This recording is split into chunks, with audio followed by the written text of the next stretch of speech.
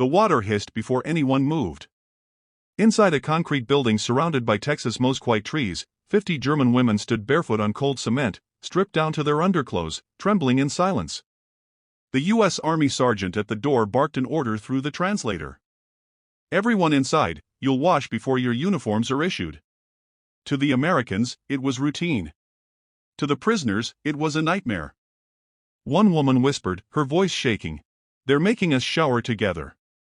Another clutched the edge of her shirt like armor. "This is how it starts," she muttered in German. "This is how they kill us." When the pipes above them groaned to life, dozens of women froze in place. Their eyes darted upward, searching for the invisible death they had been taught to fear. Nazi propaganda had told them what awaited prisoners in the West: camps, gas, humiliation, extermination. But instead of poison, the pipes sprayed cold, clear water. The women screamed. Then one began to sob, dropping to her knees. Another started to laugh hysterically, the kind of laughter that borders on madness. A third woman pressed her trembling hands to her face and whispered over and over, "It's not gas. It's just soap." The sergeant at the door frowned, not understanding. He thought maybe the water was too cold. But the translator, a German-American corporal, realized what was happening. "Sir," he said quietly, "they thought we were going to kill them." The American took off his cap, speechless. For a long moment, no one moved. Then one of the older women, her hair gray and matted from weeks of transport, began washing her arms with the bar of soap they had been given. She looked at it white, fragrant, ordinary, and began to cry harder.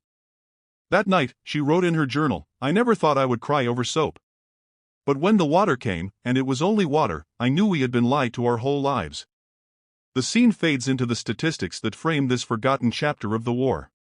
Between 1942 and 1946, over 400,000 Axis prisoners of war were held across the United States: Italians, Germans, and Japanese. Among them were a small number of German women captured while serving as nurses, clerks, or auxiliaries in occupied territories. Many were sent to work camps in Texas, far from the bombed ruins of Europe. There were fences, yes, and guards. But what awaited them inside wasn't hatred. It was routine, order, and above all, dignity. For women who had grown up under the shadow of the Third Reich, a regime that worshipped strength and despised mercy, this was a kind of captivity they could not comprehend. One former prisoner, years later, told a historian, "When they made us shower that first day, we thought it was our end, but it was our beginning."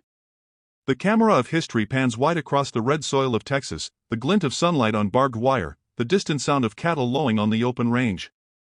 From that moment on, the German women POWs in Texas began an emotional journey few would believe, from terror to trust, from fear of death to the rediscovery of humanity. And it all started with water and a bar of soap. The train rattled across the barren plains, its windows coated in dust and sunlight. Inside, dozens of German women sat shoulder to shoulder, silent, their eyes hollow from exhaustion. The war in Europe had ended for them, but their minds were still trapped inside it. They had been told this journey would end in death. Nazi officers had whispered before their capture that Americans treated prisoners worse than animals, that women would be starved, humiliated, or executed. Some believed they were being taken to forced labor camps in the desert. Others thought they would be used for medical experiments. As the train slowed near the small Texas town of Hearne, a strange sight appeared through the dirty glass. Instead of armed guards in black uniforms, there were men in wide-brimmed hats and dusty boots, cowboys. Some leaned lazily on the fence line chewing tobacco, others were unloading crates of bread, flour, and cans of beans from a truck. The prisoners exchanged confused looks. This wasn't the America they'd been warned about. When the doors slid open, hot air rushed in, heavy with the scent of hay and cattle. The women squinted against the blinding Texas sun. One of them whispered, "Where are the whips?" "The guns?" one woman asked. Another answered quietly, "Maybe they're waiting inside." They were herded off the train, but the guards didn't shout or strike. Instead, a tall, freckled soldier in his 20s smiled and offered water from a canteen. "Welcome to Texas," he said in slow English, unsure if they'd understand. They didn't understand his words, but they recognized his tone. It wasn't cruelty, it was calm. A German nurse named Elle recalled later, "He spoke as if we were guests, not prisoners." I didn't know whether to be insulted or relieved. The camp itself was unlike anything they expected. Neat rows of wooden barracks stood behind barbed wire. Beyond that, fields of corn, a mess hall, and even a small chapel. The guards were young Americans from Texas and Oklahoma, most barely older than the prisoners themselves. At roll call, one of the officers addressed them through a translator. "You will be treated according to the Geneva Convention," he said. "You will work, eat, and rest. You are not slaves. You are prisoners of war, and you will be treated with dignity." The women stood stiff, still suspicious. They'd heard the word dignity before, always from men who didn't mean it. That night, when they received their first meal, white bread, soup, and real coffee, silence fell over the tables. A few refused to eat, fearing poison. Others tasted cautiously, then devoured everything. One woman, unable to hold back her disbelief, whispered to another, "If this is how they treat enemies, how do they treat their own people?" In the distance, coyotes howled across the Texas prairie, blending with the hum of crickets. The war felt far away, yet the fear still lingered. But deep inside, a new thought began to take root among the prisoners, fragile, uncertain, but impossible to ignore. What if everything we were told about America was a lie? For these women, captivity had just begun, but so had the slow, painful unraveling of everything they thought they knew. Morning in Texas began not with gunfire, but with roosters. The German women woke to sunlight streaming through the slats of their barracks, the air thick with the smell of dust and pine. Instead of barking guards, they heard the clang of breakfast trays and the low hum of a radio somewhere playing swing music. They were alive. And more than that, they were being fed. The camp at Hearne, Texas, like dozens of others across the American South, had been built for efficiency, not cruelty. Barracks were lined in perfect order, their bunks stacked with fresh blankets and sheets that still carried the scent of detergent. The women had been issued clean uniforms stamped PW for prisoner of war. When one of them asked through the translator if they could wash their clothes, the American sergeant laughed. "We've got soap, plenty of it," he said, handing them bars from a crate. "You'll smell better than we do." That single line, a joke in English, half understood through translation, sent ripples of confusion through the women. For years, they had lived under a system where soldiers ruled with fear, not humor. The idea that a guard could make a joke instead of a threat felt impossible. In the mess hall, long wooden tables were set with tin plates. For breakfast, there were eggs, bread, butter, and a small slice of bacon. The prisoners hesitated again, remembering warnings that Americans poisoned their captives. But one woman, Lau, the nurse from North Africa, tasted first. She chewed slowly, then began to cry. "It's real food," she whispered. Soon, the room filled with the sound of clinking utensils and murmurs of disbelief. One prisoner murmured, "They feed us better than Berlin feeds its soldiers." After meals, the women were assigned work details, sewing uniforms, cleaning, tending the camp gardens, or working with livestock on nearby farms. They were paid a small stipend in camp script, which they could use at the canteen to buy cigarettes, candy, or postcards. The discipline was strict but fair. Guards were trained to enforce order without humiliation. Any American soldier who mistreated a prisoner risked punishment himself, a policy that stunned the German women, accustomed to a world where power went unchecked. A Red Cross representative visited monthly, ensuring food quality and medical care. The camp doctor examined the women regularly, treating them with the same professionalism as American patients. Antibiotics, clean bandages, soap, things that had become rarities in wartime Germany, were abundant here. For the first time in years, many of the women felt their bodies healing. Their skin cleared, their hair grew back from malnutrition, and their strength returned. But healing the body was one thing, healing the mind was another. At night, lying in their bunks, the women whispered to each other in disbelief. "Why?" one asked. "Why are they kind to us?" Another answered softly, "Maybe because they can afford to be." That sentence lingered. It wasn't just about money, it was about abundance, confidence, and something deeper. The women began to see that the power of America wasn't built on hatred or propaganda, but on a quiet, effortless strength, the kind that didn't need to shout. In the heart of a Texas POW camp, thousands of miles from home, they were learning a lesson their own leaders had never taught them, that true order doesn't come from fear, it comes from dignity. It began like any other morning. The women were told they'd receive new uniforms and medical checks before being assigned to work duty. The sun burned white against the Texas sky as guards directed them toward a long concrete building at the edge of the camp, the shower house. The German women hesitated at the doorway.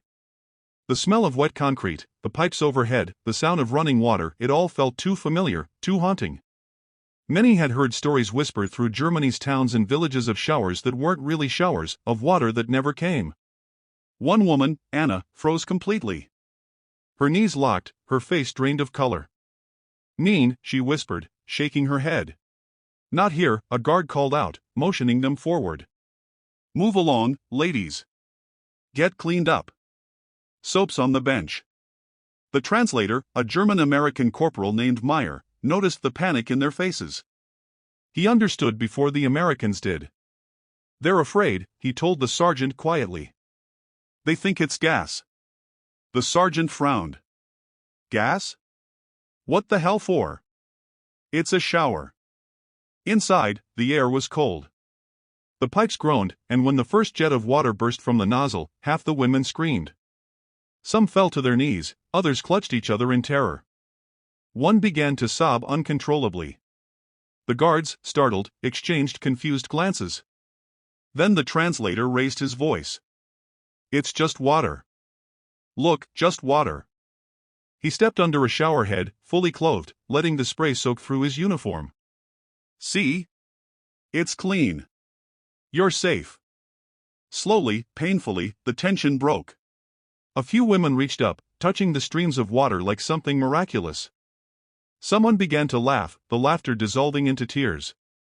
Anna, still trembling, caught a bar of soap in her hand, bright white and perfumed, and stared at it like it was holy. Later that night, she wrote in her journal, "When the water came, I cried, not because it was cold, but because it was only water. I realized then that everything they told us about American cruelty, about their hatred, was a lie." Word spread quickly through the camp. The Americans hadn't poisoned them, they'd given them soap, towels, and clean clothes. For many of the German women, that single moment marked the end of years of fear and the beginning of something entirely new, trust. When they emerged from the shower house, their hair damp, their new uniforms crisp, a few even smiled. The sergeant who had watched the chaos unfold muttered to the translator, "They really thought we'd do that to them?" Meyer nodded. "That's what the Reich told them." The American looked toward the open sky, shaking his head. "Guess they never met Texans." From that day on, the showers became a strange sort of ritual, not of fear, but of rebirth. The women began to talk more, even laugh quietly among themselves. The guards noticed the change, less tension, fewer arguments, a calm settling over the barracks. And as one prisoner later said, "That water washed more than our bodies. It washed the lies from our minds." In that steamy, echoing room in the middle of Texas, the war, at least for those women, had truly ended.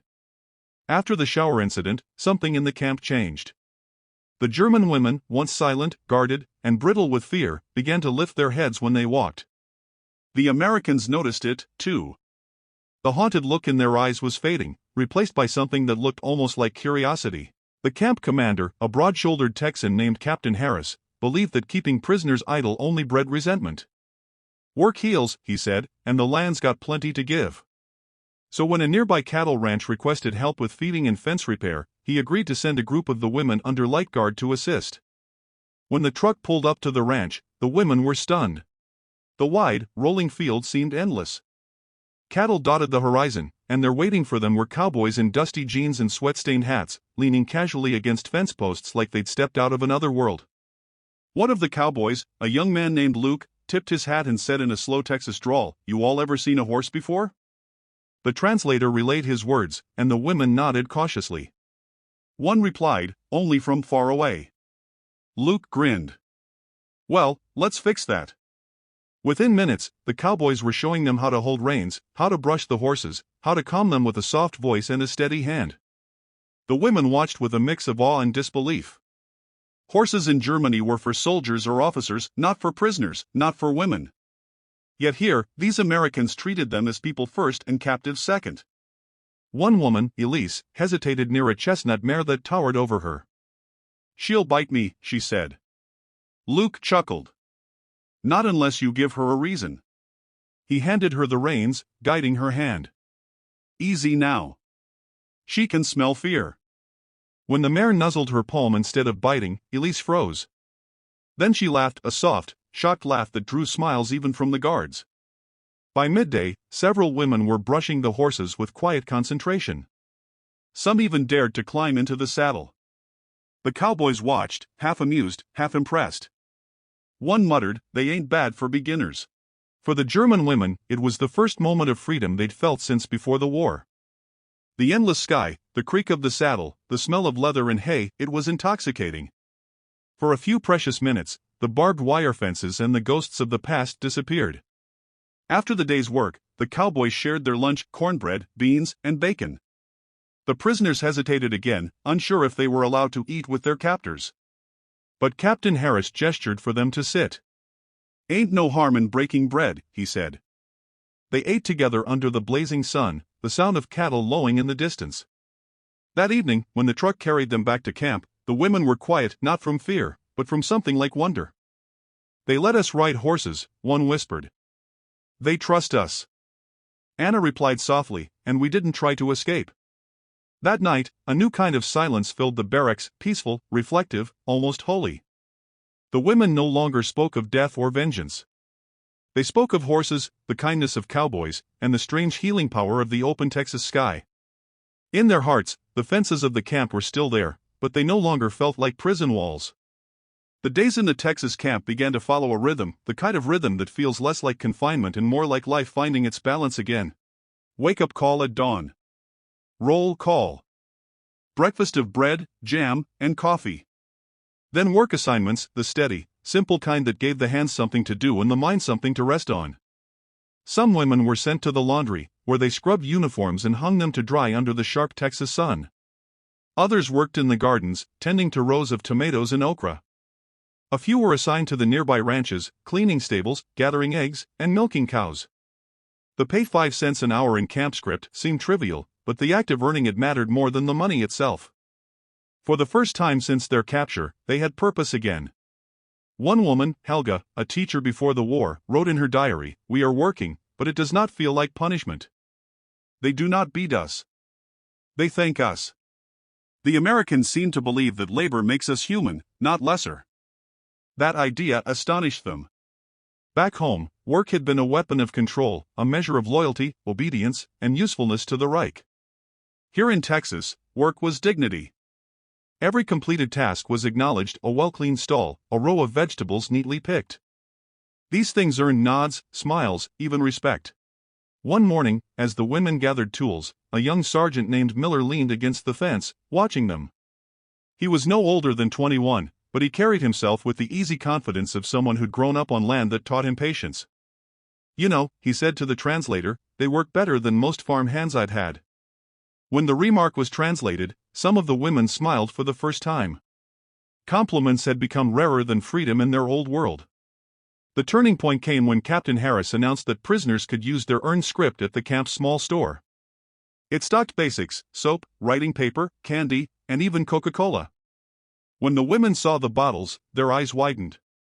In Germany, Coca-Cola was a myth, a rumor of luxury from across the sea. Elle bought one, turning the cold glass in her hands like a relic. She took a sip, her face tightening at the fizz, then softening into an expression that no one could quite describe. Later she wrote in her diary, "It tasted like something forbidden, not because it was American, but because it was happiness." The guards, too, began to change.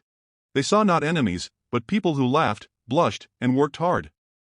Some shared cigarettes after shifts. Others, on rare evenings, played harmonica tunes by the fence, and the women hummed along quietly in the dark. The fences still stood, the signs still read PW. But in the spaces between duty and decency, something invisible had started to erode the walls, a kind of mutual recognition that neither uniform nor accent could erase. Helga captured it best in a letter that never reached home. "We were told that Americans were barbarians. But here, they teach us that strength does not shout.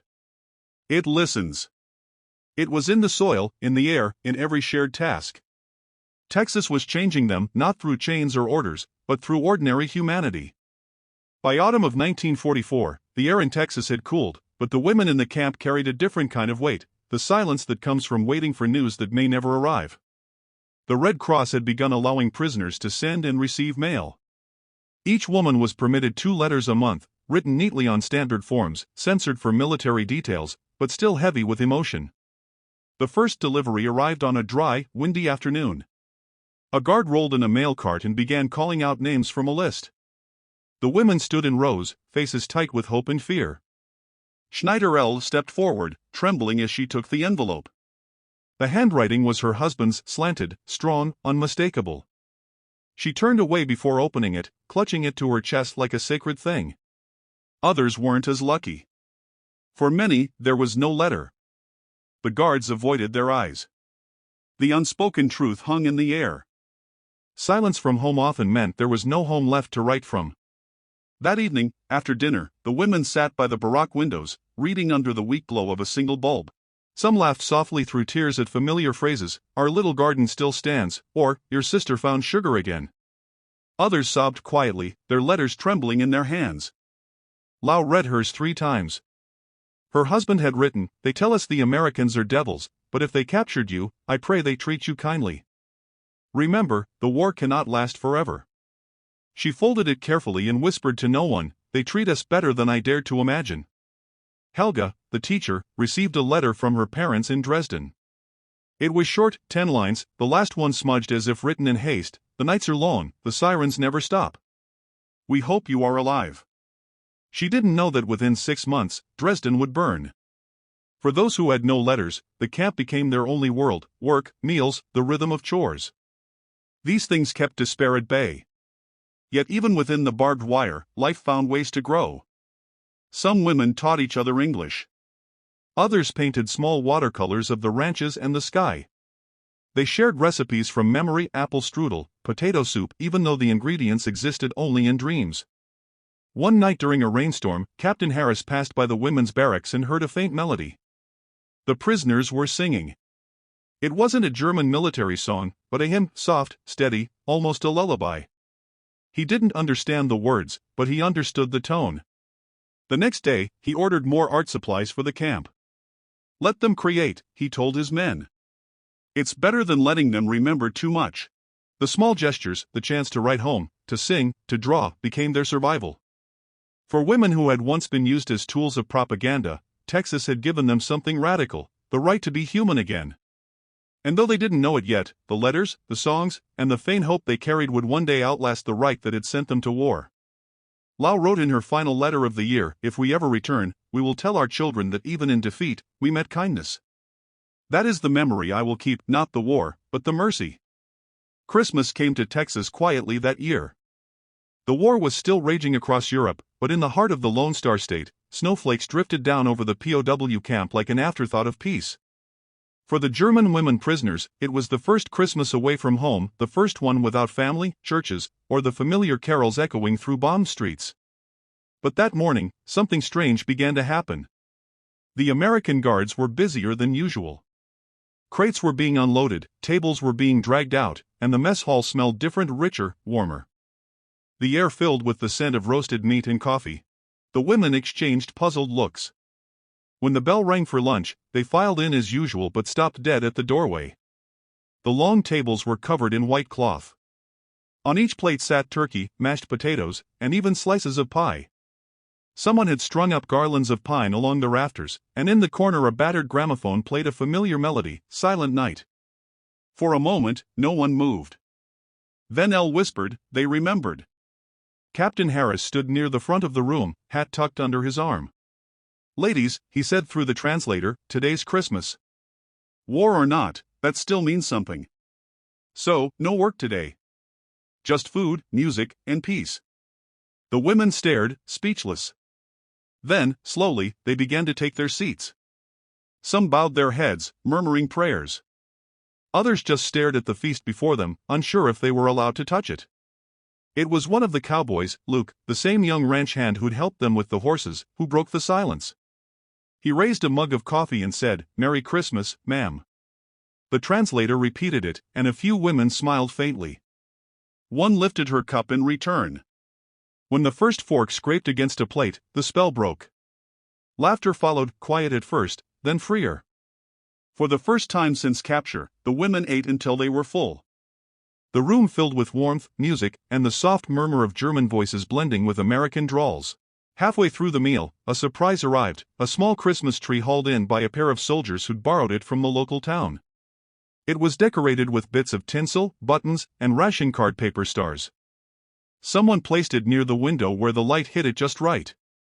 One of the guards produced a harmonica, another an old fiddle. Before long, the camp echoed with the unlikeliest of sounds, Germans and Americans singing together. First Silent Night in German, then Jingle Bells in English.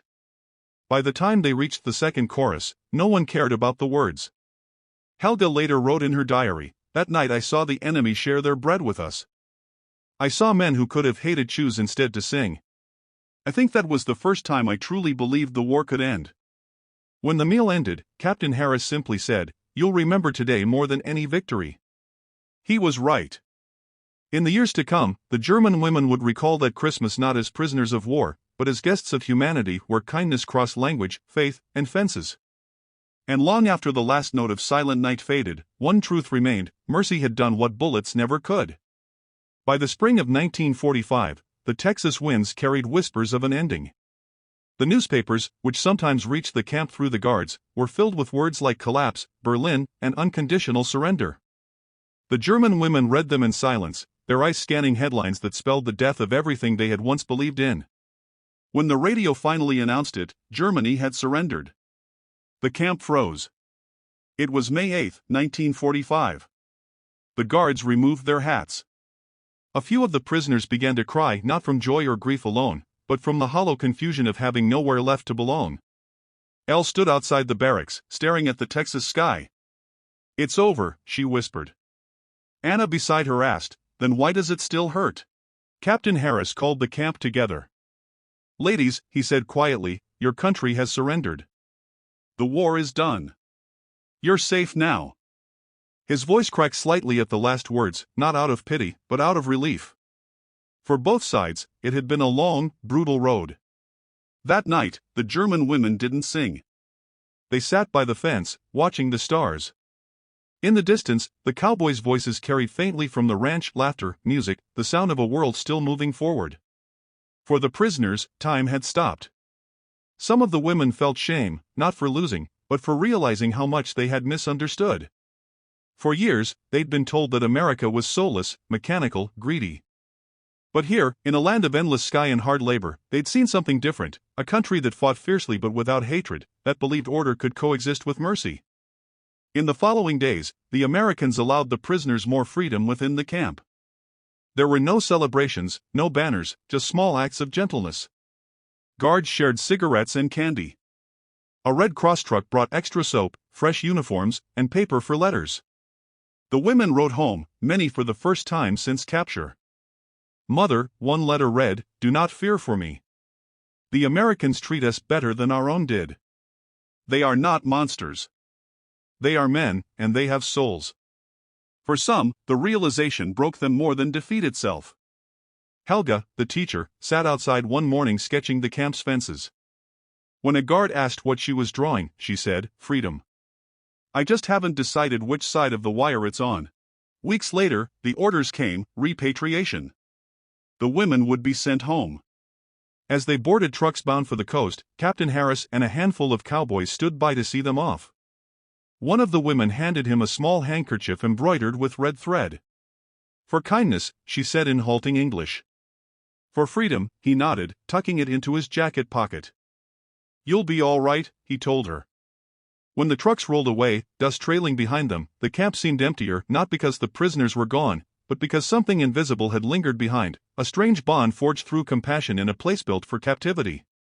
That night, Captain Harris walked the silent grounds, the handkerchief still in his pocket. He looked at the empty bunks, the showers, the horses grazing in the distance, and murmured to himself, "Guess mercy really does win wars." The journey home began in late summer 1945. For the German women POWs, the convoy of army trucks leaving the Texas camp felt like the closing of a strange, beautiful chapter they could never explain to anyone who hadn't lived it. They were thinner than when they had arrived, but their faces were different, less afraid, more alive. The Americans gave them each a care package: soap, chocolate, a small American flag pin, and a note that read, "Good luck. You've earned peace." Most tucked the gifts into their pockets as keepsakes. At the harbor, as they boarded the ship bound for Europe, the women turned one last time to look at the land that had changed them. For months, they had been prisoners, but in the heart of Texas, they had been treated like human beings, fed, respected, even trusted. Elle whispered to Anna, "It feels wrong to leave, like we're leaving home behind."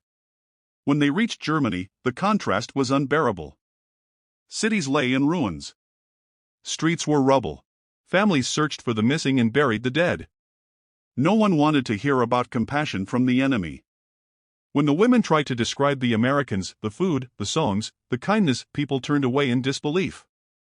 Helga wrote in her journal, "We returned to a country still at war with itself. They think we were brainwashed by luxury, but if dignity is a crime, then I am guilty." In the months that followed, the former POWs struggled to rebuild their lives. Some took work as teachers or nurses in the shattered towns.